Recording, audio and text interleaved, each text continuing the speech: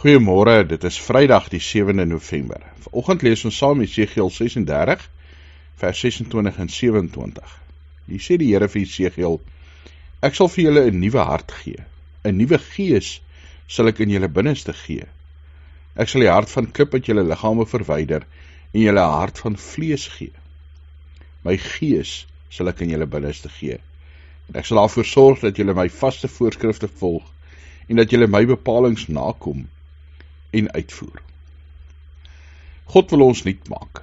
God wil ons deur die Heilige Gees mense maak wat lief het. Nie harte van klip het wat hard is en nie omgee vir ander nie, maar harte wat sag is, harte wat genade het, harte wat liefde het, harte wat plek het vir God en vir ons naaste, vir ons medemens.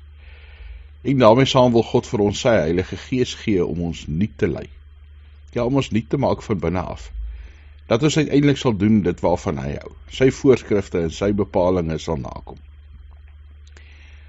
As ek en jy bely dat ons Christene is, as ons sê dat ons glo in Jesus Christus, dan sê ons ook dat ons God se Gees in ons harte het. Dan laat ons God toe om ons van binne af nuut te maak. Om vir ons ook in te leer om 'n nuwe manier van leef, 'n nuwe manier van optree.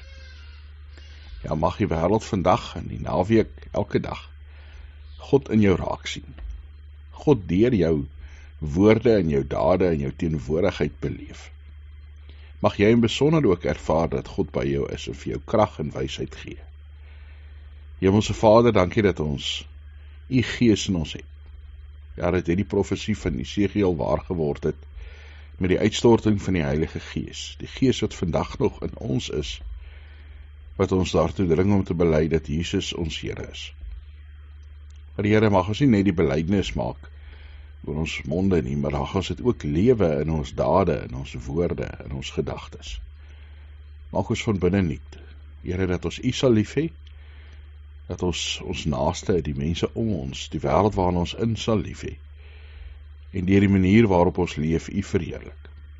Dankie dat ons voor U kan staan met ons vrese, ons vreugdes, ons nood, ons vra, en weet, Here, U is 'n God wat voorsien, U is 'n God wat ons vashou, soos ouers hulle kinders vashou, en hulle elke dag veilig hou.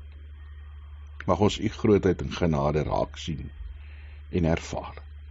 In Jesus Christus se naam. Amen.